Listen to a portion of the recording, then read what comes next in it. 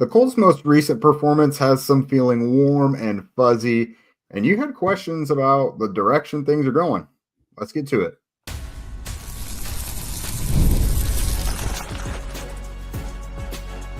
You are Locked On Colts, your daily Indianapolis Colts podcast. Part of the Locked On Podcast Network, your team every day. All right. Thanks for tuning in and making us your first listen of the day. This is your daily podcast covering your Indianapolis Colts, part of the Locked On Podcast Network, your team every day. And today's show is brought to you by PrizePicks. Go to prizepicks.com/LockedOnNFL and use code all lowercase LockedOnNFL to win $50 instantly when you play just $5. What up, y'all? This is Jake Arthur and Zach Hicks of HorseshoeHuddle.com. I'm your resident credentialed media member for the site, and Zach is your resident film nerd for the site. And today we thought it was good, as we like to do every couple weeks, and do a Q&A episode, get the temperature of the room, see what you guys want to hear about. Went out to, our insiders, got their questions. We got all of theirs in here, YouTube, Twitter. So, kind of put out an all points bulletin. You guys responded very well. So we've got these broken up into kind of like the current situation in season stuff. We'll also discuss some bigger picture stuff and, future offseason focus. And then you all guys also sent us some non-football questions as well that we'll get to there at the end. So let's start with the here and now. One of our insiders said, I expect the Colts to lose this week against the Detroit Lions. I think that's fair. I don't think that is besmirching them. But what kind of numbers or looks could Anthony Richardson give the fans to show that last week wasn't a fluke? Regardless, this is going to be a tough game, they say. Zach, what do you think? Yeah, I think, counting numbers are always very big for narratives and for the national media and just optically how it looks, right? So I know we're all sitting here being like, oh yeah, counting numbers wise, give us like 200 to 250 yards passing or more. That'd be awesome if it was more. No turnovers, a couple touchdowns, 60% completion percentage, and then we're good. Those are the counting numbers that look good. But for me, it really just comes down to how he looks out there in terms of the eye test, in terms of, is he taking care of the ball? Is he also still pushing the envelope a little bit?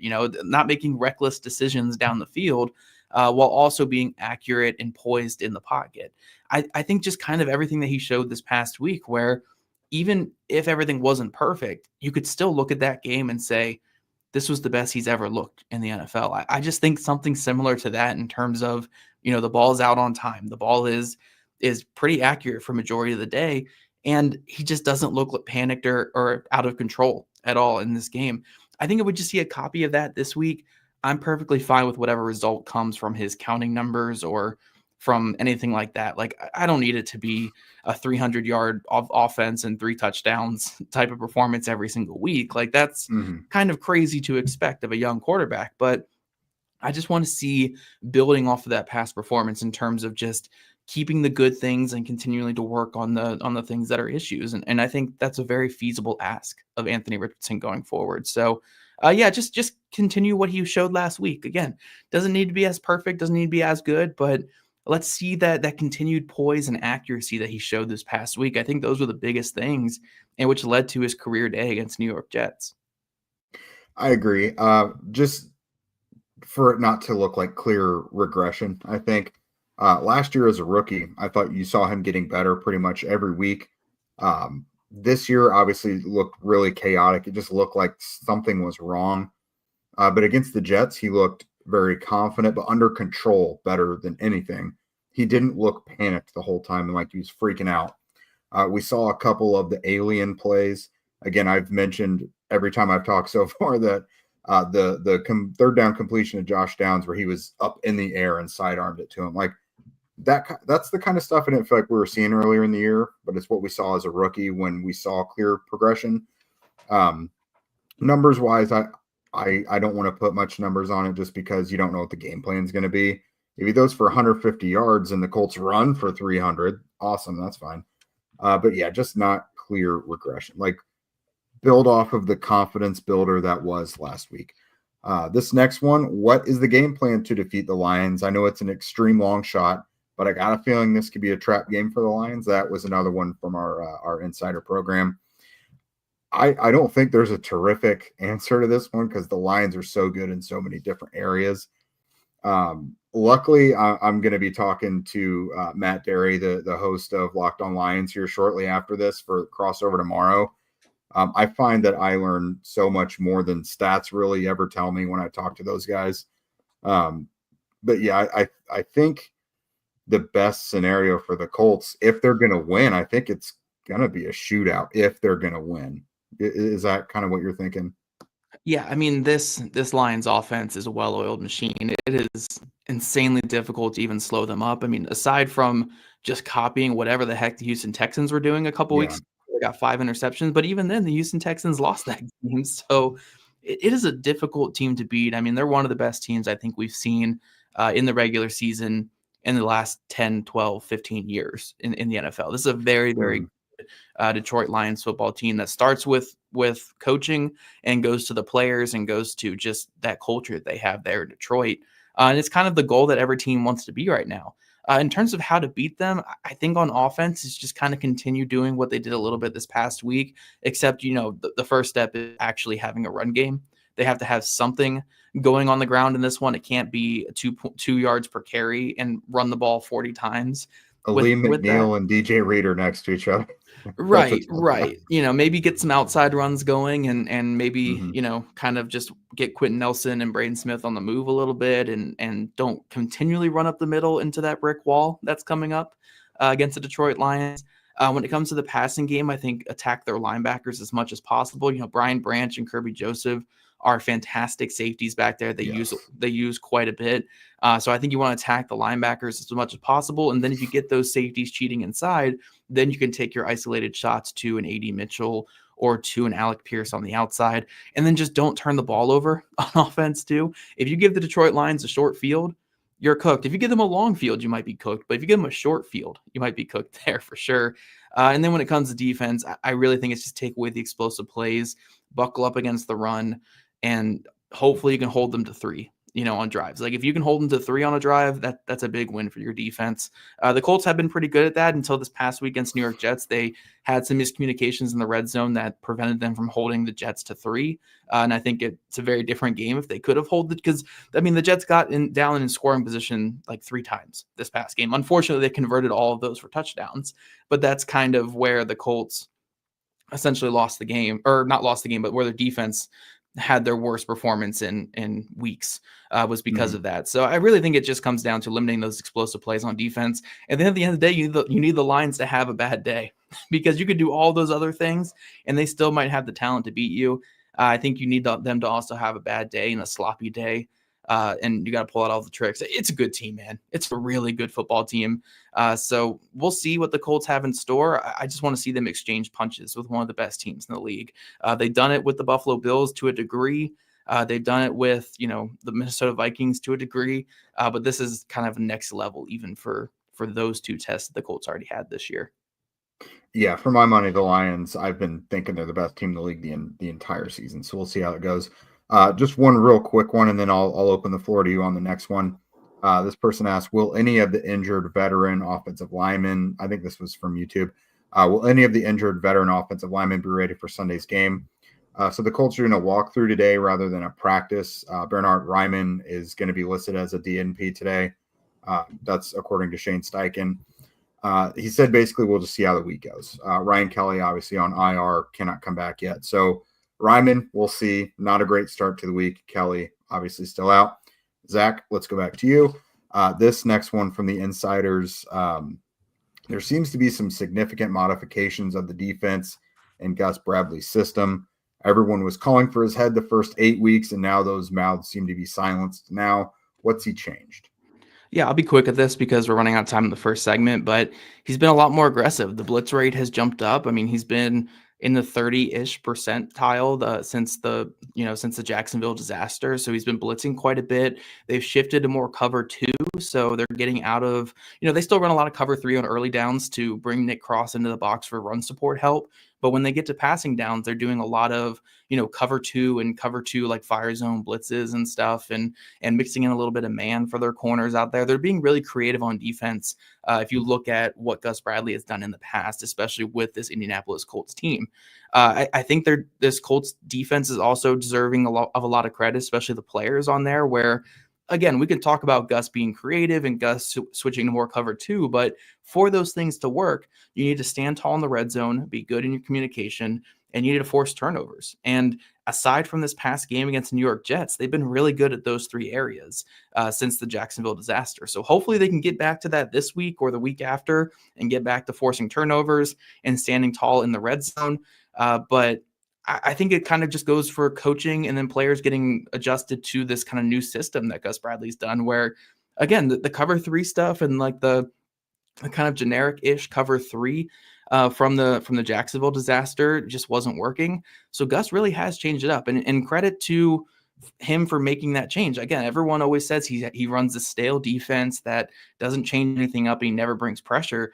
He's been bringing pressure. Heck, if anything, a big reason why the Jets were able to move the ball is because he was bringing a little bit too much pressure at times this past week, because that was really where Aaron Rodgers was able to get the ball out of his hands quick and get it to his hot reads. So you kind of live and die with the goods and the bads when it comes to things like that, like bringing pressure, being creative. But overall, I do like what Gus Bradley has done, changed a lot of things up, and he's trying to find solutions for this defense. And while it's not perfect because they're not getting pristine play at linebacker, they have young guys at corner, and the safety play is not perfect or anything like that, I think he's doing enough to put this team in position to win with the guys he has available on defense. So Gus Bradley, I think he's coaching himself back into the job again for next season, which I know some people might hate, but I think he's done a pretty good job as of late. Like the last 5-6 weeks, he's been a pretty good defensive coach for this Colts team. Yeah, no, the things that people were kind of crucifying him for, I feel like he's growing into that. Like you mentioned, more pressure and changing up his coverages a little bit. That's what people always complained about the most. He's been making those changes. So far, so good. Coming up, we're going to look at the offseason. You guys had some questions about that and kind of some bigger picture things. PrizePicks is the best place to get real money sports action. With over 10 million members and billions of dollars in awarded winnings, PrizePicks has made daily fantasy sports accessible to all. You just pick more or less on at least 2 players for a shot to win up to 100 times your cash. Run your game all season long on PrizePicks. So again, you can win up to 100 times your money on PrizePicks with as few as 4 correct selections. And they are the best way to get action on sports in over 30 states, which includes California, Florida, Georgia, and Texas. PrizePicks is also the only real money daily fantasy platform with an injury insurance policy. So that means your lineups stay in play even if one of your players gets injured. So if he gets injured, leaves in the first half, and doesn't come back, PrizePicks keeps your lineup live. So sign up today and get $50 instantly when you play just $5. You don't even need to win to receive the $50 bonus because it's guaranteed. So download the app today and use code LOCKEDONNFL to get $50 instantly after you play your first $5 lineup. Again, that's code LOCKEDONNFL to get $50 instantly after you play your first $5 lineup. PrizePicks, run your game. All right, guys. Pre-alcohol probiotic drink by Zbiotics is the world's first genetically engineered probiotic. It was invented by PhD scientists to tackle rough mornings after drinking. And here's how it works. When you drink, alcohol gets converted into a toxic byproduct in the gut. It's this byproduct, not dehydration, that's actually to blame for your rough next day. Pre-alcohol produces an enzyme to break this byproduct down. Just remember to make Zbiotics your first drink of the night. Drink responsibly, and you'll feel your best tomorrow. We've all been there. Hungover, you have your old wives' tale remedies. You got this tonic, this elixir, whatever your trick is. Sometimes it's a placebo effect or they just flat out don't work, but that is not what Zbiotics does. Again, step 1, drink your pre-alcohol. For the best results, make pre-alcohol your first drink of the night. Step 2, drink responsibly. All right. As we all get older, we, get sent to the ER for having 2 beers. So just chill out a little bit. Okay. Pace yourself, hydrate, and get a good night's sleep. Step 3, enjoy tomorrow. Wake up feeling refreshed and ready to take on the day. So go to zbiotics.com/lockedonNFL to learn more and get 15% off of your first order when you use Locked On NFL at checkout. Zbiotics is backed with a 100% money-back guarantee, so if you're unsatisfied for any reason, they'll refund your money, no questions asked. Remember to head to zbiotics.com/lockedonNFL and use the code LOCKEDONNFL at checkout for 15% off. All right, Zach, a lot of talking, so I'm going to turn this over to you in a minute. This was another insider question. It said, did Anthony Richardson show enough potential in that last start against the Jets for the team to still be all in on him regardless of the outcome of the rest of the season? Basically, was that one game enough for them to really hang their hat on the whole offseason? Also, if Richardson plays very well the rest of the season, do you foresee them going all in the next offseason like Houston did last year as a result of CJ Stroud's success? Mute.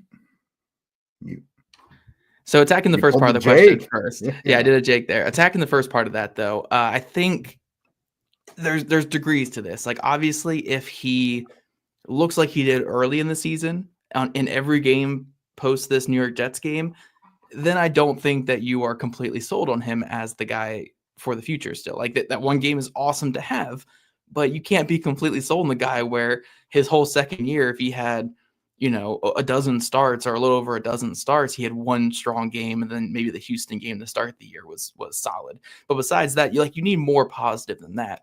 But I do think if to a degree this becomes, I don't want to say the floor or the new regular, but if this becomes like, this could be the high level game, and if the rest of the games are more mid-level compared to like early in the season, which was more low-level games, then I think you can certainly be all in on him and use that New York Jets game as like the high point that you were selling yourself on, if that makes sense. Like, he doesn't need to have another game as strong as this Jets game for the Colts to be sold on him. It just can't be 6 straight duds now after that Jets game, because then we come into some issues where you're really only relying on one game that he had against the Jets. And that's problematic. Obviously, you can't just rely on one game out of 17 to base your positive outlook on your quarterback. But I think it will be a little bit better, obviously, than what it looked like early in the season. If he can just bring up, if he can just do a little bit of what he did this past week, we're pretty good going into next season with him as a starting quarterback. As for the all-in thing, again, all chips in, like we always say with this Colts team jokingly. I don't think Chris Ballard will ever be someone who makes those type of moves in free agency. Certainly there could be a trade that he could work out in the future. Like, he's never been completely opposed to trades. He's made several trades for veteran players in his time as the Colts GM, but he will never be someone who goes out there and signs 20 free agents at, high level or mid-level deals. That's just not who he is. He is build up the team through the draft, extend your drafted players, and if you have to supplement this team with other players, you will do that. And regardless of what the Colts say, like, they did try to make some moves this past offseason. Xavier McKinney, they were talking with him late in his process before the Packers offered a big deal. L'Jarius Sneed, they were involved in L'Jarius Sneed conversations for however many times they want to deny that. They were involved in L'Jarius Sneed conversations. And then Danielle Hunter, they were talking with him at some point in the offseason too. I'm not saying just because they tried that shows that they're going to be aggressive in the future, but I do think there is a willingness to go for these type of deals, and maybe that willingness pushes up a little bit if you know what you have in your young quarterback in Anthony Richardson. So we'll see. Again, I don't think it would ever be anything like even like the Houston Texans did this past offseason, where it was multiple big trades, multiple big signings. I don't think it would be something like that, but I could foresee, say Richardson finishes strong and there's a big free agent out there at linebacker or corner or something. I could see them making like one big splash move in free agency to supplement the roster a little bit. So I can't say the all chips in thing like Houston is what Indy would do, but I could totally see them grabbing a bigger piece to help fill out the roster a little bit, if that makes sense. Yeah, I don't think it would ever be, it would have to be someone where they feel like this is the missing piece, kind of like they did with DeForest Buckner. They don't get lavish like that just with a barren cupboard. They have to feel like this is the missing piece to do it. So if they like their offense enough and they think we need the marquee tight end to do it, like, then I would think Chris Ballard would try and acquire that some way, whether it's through the draft, free agency, whatever. But yeah, I don't think he's just going to start blowing a bunch of money, even if Anthony looks like the guy. Yeah. Next, since the playoffs are just a hope at this point, what can the Colts do for the rest of the season to solidify the team? And then building off of that, how do we make this place one where players want to come? So I think, I don't know, it's tough to say because you're not out of it in the playoffs. Like there are obviously some like young guys you might want to see get more playing time, like an A.D. Mitchell, for example, someone who is like clearly part of your future. You want to see him get some more playing time. It's tough because it's like, whose playing time do you eat into at that point?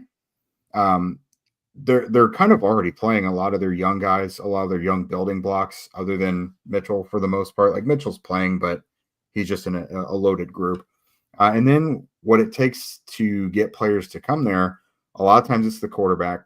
Anthony has to prove he has to look the rest of the season like he is a guy to build around. Like he has to look like the guy, but the passing also has to be there because like pass catchers won't want to come and play with a guy who maybe he's really talented, but is so scattershot as a passer.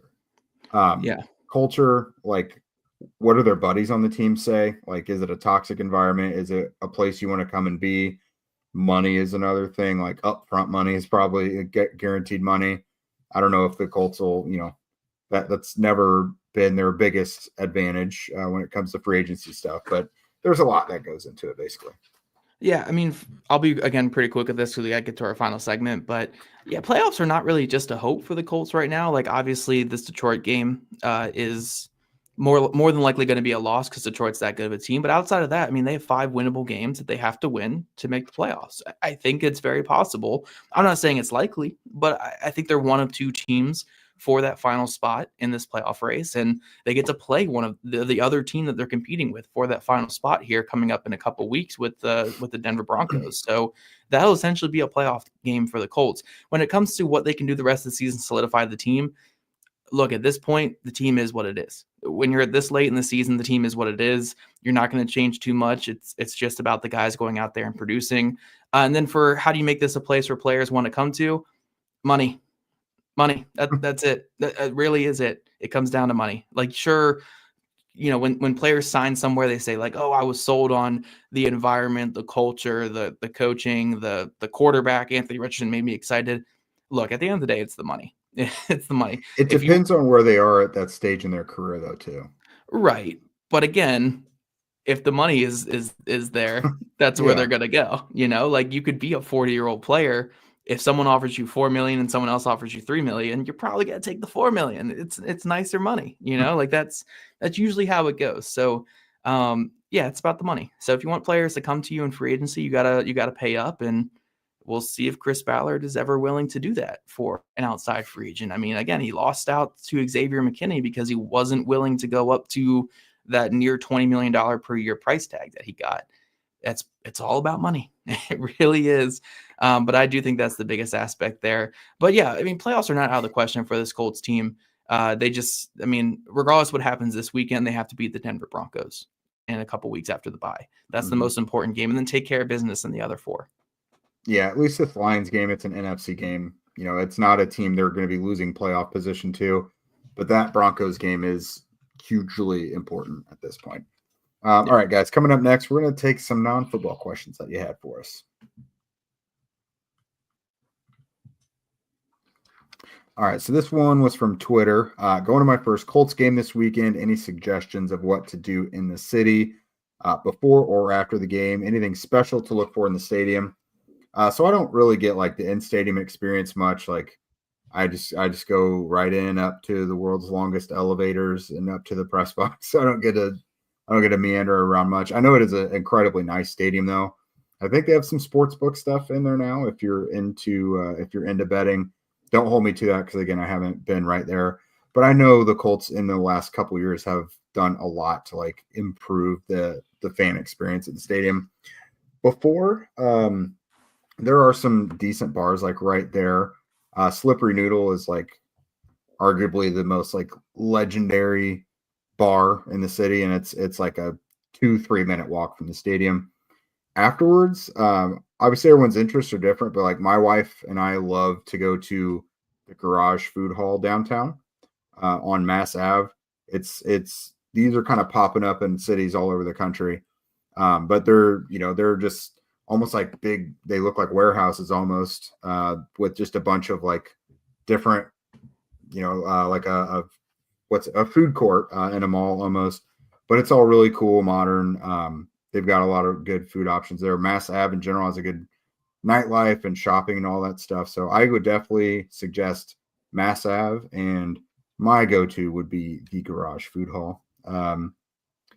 Zach, I know that's not quite a question. That's not quite a question for you, but Well, I've been to a couple of the places around the stadium. It's just I didn't true. take my pre-alcohol beforehand, so I don't remember many of the places around the stadium. But no, Indianapolis is such a fun place anytime I'm able to go out there. I haven't been able to get out to a game yet. I've been out there for training camp and for the combine, but very, very fun environment in general, even if you're not going to a game. So there's plenty of places around the stadium, though, that are really fun to go to. Yeah, for sure. I would also trust if you just Google like best bars, best restaurants in Indy. I've done that before when I feel like going somewhere I haven't gone yet, and those are usually pretty on point. Like I haven't seen any of those lists and be like, I don't know about that. So trust Google when it comes to that as well. This next one is from our boy Felipe, and Zach, I'll have you answer this one as well after me, because you've kind of got a different perspective as well. So he said, Jake, I'm assuming what led you to pursue the beat was the love for the game. So is it ever a struggle to keep that love when it's also a job? It's demanding, and surely it has its tough times like any job. Does it just become a job, or is it always more than just that? So this is unique. I think like the fandom part of it wears off when it's not a novelty anymore. Like in 2010 or something, if you would have told me I would like be right around the Peyton Mannings, Andrew Lucks, like major football players who I grew up like idolizing, I'd have been like, that's crazy. But like at this point, that kind of stuff, it's normalized to, and they just are people at that point. Because at the end of the day, most of these guys do just act like normal people. But as far as like the job of it goes, like sometimes there are inconveniences that come up if you have deadlines or like stuff that has to get done at a certain point and you're trying to do this or that at home. Like that part of it's annoying, but there is definite love for the job. Like I would not be doing it if I wasn't absolutely in love with this job. It's what I've always wanted to do. And in this last year, I've finally gotten to the point where this is the main thing I do. I've been covering the team since like 2013, but I've always had to have a day job up to that. And I still do. It's more supplemental income at this point. But now like full-time Colts stuff is really what I do. And I've worked a long time to get to that point. And it's definitely nothing I would take for granted. Yeah. And look, it's a crazy thing trying to balance the fandom and non-fandom of it. Even me, you guys see my Twitter on Sundays, how I get very emotional and fan tweety. And because like, even if you're not like this diehard fan of it, if you're around something like this, around a sport and around players that you support on the team, you can't help but be emotional, be excited and have fun with it and stuff. I mean, I jumped up and was screaming at my TV words that I can't repeat on this family-friendly show, like happy words, though, about Anthony Richardson's comeback win this past Sunday. I mean, my wife walked in as I was jumping up around, and I don't get that way about pretty much any sport anymore, except for hockey is my one go-to sport, but I get that way about the Colts sometimes. So, yeah, I didn't grow up a Colts fan, and this very much is kind of like work for me, but it's like fun work for me. Like I enjoy talking with you guys. I enjoy watching the games as long as they're competitive in those games. Even going through the film stuff afterwards. I mean, unless I'm watching Nick Foles' corpse trying to throw a football, I'm usually having fun. So yeah, it's a job, but it's also like a very fun job, and you can have fandom and have fun with it too. Like it's a cool balance to have. It's a really fun job to have for sure. And we love doing this show for you guys too. Like it's a blast seeing the comments, even when our boy Sean here in the comments section is laughing at people. Like it's a fun time. It's a fun time for everyone. Yeah, I'll be honest. Like just to be brutally honest, like this is not the first podcast Zach and I have done together. And when we were approached to do this show, I wasn't sure yet. our first time, we didn't necessarily, it didn't go the way we thought, and I wasn't 1,000,000% sold, but like now I love this. Like we love doing this show. This is what, our third year or something doing it. So we have a blast doing this show. Like the interaction with you guys is awesome. It's definitely the thing that keeps us coming back. Like it's something we can see growth with the show all the time. People are into it. So you guys definitely make it worth it. Like this has gone so much better than some of the previous things we've done. And yeah, I wouldn't trade this. Yeah, for sure. We do appreciate you guys. We wanted to have a little bit of fun with this final segment and talk about kind of take that step back. We did an extra show this week, so kind of just some fun stuff to have conversations with you guys. But the big picture stuff that we're really talking about, Colts, Lions. Colts are playing upset bid this weekend. Will they get it done? Hopefully. We gonna see. Hopefully. Luckily, it doesn't matter for their playoff hopes. They know what they need to do in to get to the playoffs after this game. So let's go out there and let's just throw a bunch of trick plays at these Lions and see what we can do out there. But as always, guys, we do want to thank you all for making Locked On Colts your first listen today. Now for your second listen, go find the new Locked On NFL with 2 shows every single day. First, the Madman Tyler Rowland kicks off your morning with a double shot of NFL espresso, and then stop by the barbershop with Tony Wiggins for some real NFL talk. Find Locked On NFL on YouTube or wherever you listen to your podcast. And if you guys want to become a Locked On Colts insider and chat with us directly and get the insider scoop, plus get your questions prioritized on shows like this, follow the link in our show notes. And if you guys don't already, make sure you're following at Locked On Colts, at Jake Arthur NFL, and at Zach Hicks 2, all on Twitter. Also, subscribe to us on YouTube or wherever you listen to your podcast. We love you guys' ratings and views, and we'll catch you guys back here tomorrow afternoon for Crossover Thursday.